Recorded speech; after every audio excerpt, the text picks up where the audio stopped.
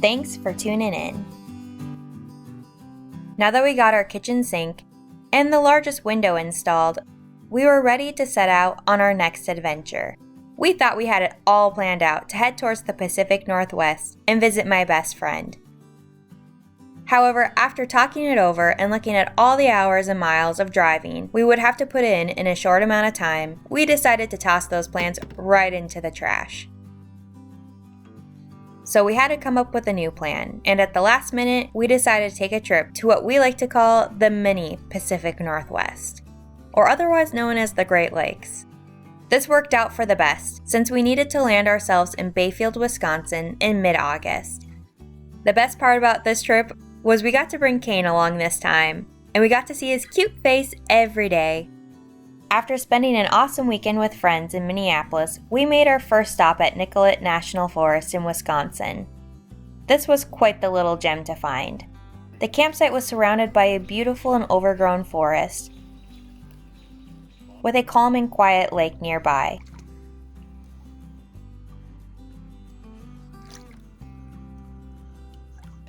Kane even tried his pot at fish finding, but wasn't too successful. He was lucky enough to get a nice little run in, and even luckier at guilt-tripping his dad into letting him get up on the bed. You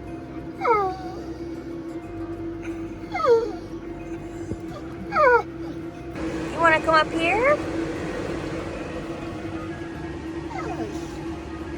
I think he wants you to do it. Aw, you're so lucky you have such a nice dad.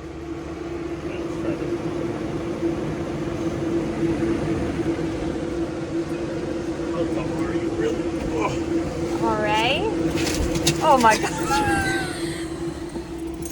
What a smooth recovery. He was not lucky enough to sleep with us though.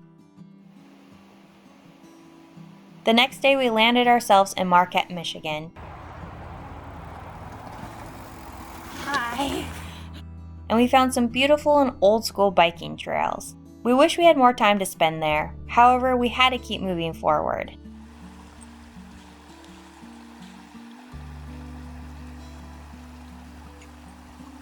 We then made our way to Pictured Rocks National Lakeshore. We were not expecting how gorgeous this place was, as well as all the sandflies. But that didn't stop us from staring at all what this place had to offer.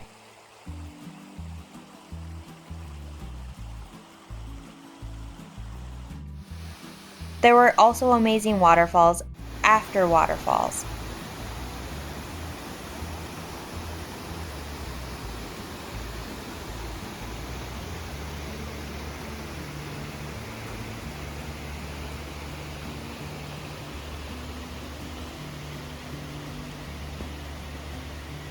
Are you on me or not?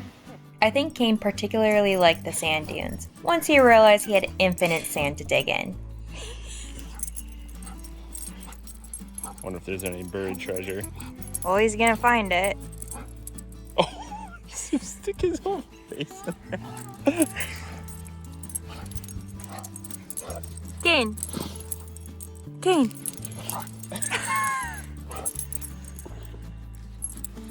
Dude, you're missing the view. Kane! Hey!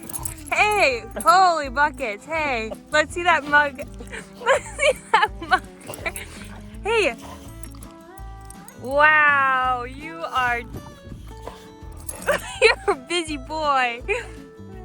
We had no idea the best part of the trip was going to be a stop a few feet off the highway, when we found the sandiest stretch of lakeshore. It felt like we were at the ocean, but only better, because it was fresh water and no scary fish to eat you. We felt like kids again, playing in the sand.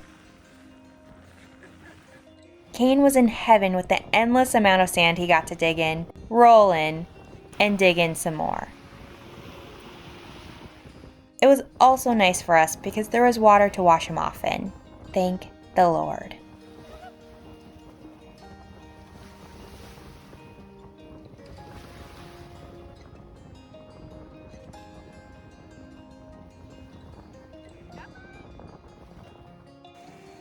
We spent the rest of the afternoon soaking in the sun rays and watching the waves crash onto the shore.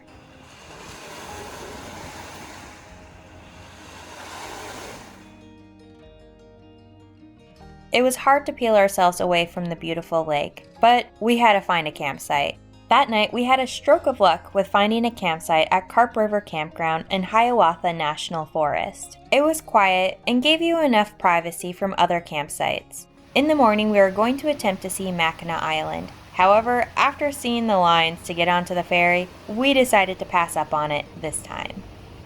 The bridge was worth the $4 to cross, especially when it's your only option to get to the lower peninsula.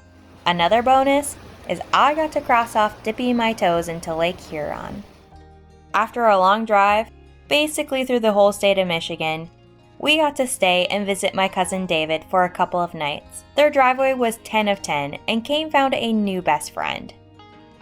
We broke our time up at David's by taking a short trip to stay with Bryce's friends in Indiana, which was great because he got to bike with a more skilled biking partner. We were also so grateful to get to spend a few nights on their property and get to explore some biking and hiking nearby.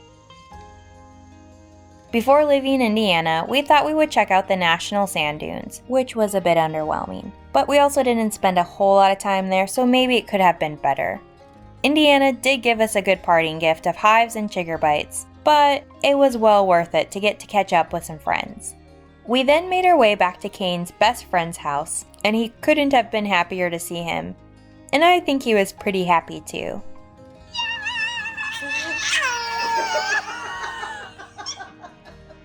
We also got to meet up with my Aunt Paula and Uncle Doug.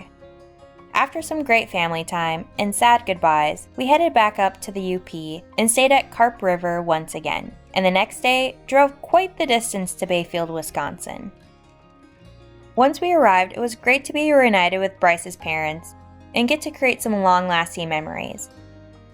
From teaching them how to play Settlers Catan, to going to a blueberry patch and finding the best tasting blueberries that I had ever tasted, then happening upon a local winery to relax at. I think we can all agree that taking a ferry to a stunning island with glass bays that capture the serene forest around them,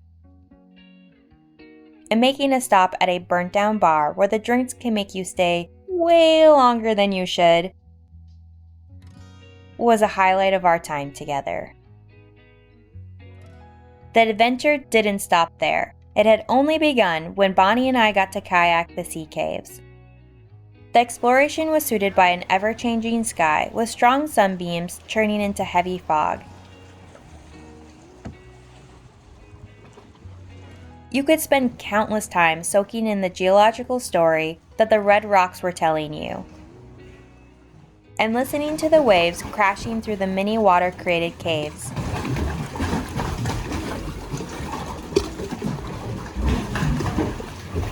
Or you could be like me and try to fit through a cave that you should probably not make it through.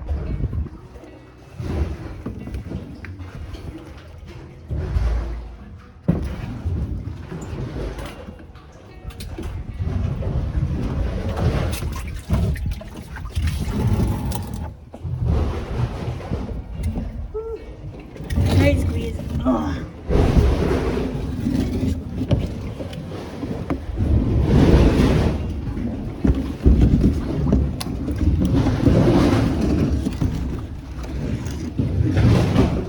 I'm getting stuck. Woo! I made it. That one was definitely sketchier. My head was getting smushed in between the rock and the kayak.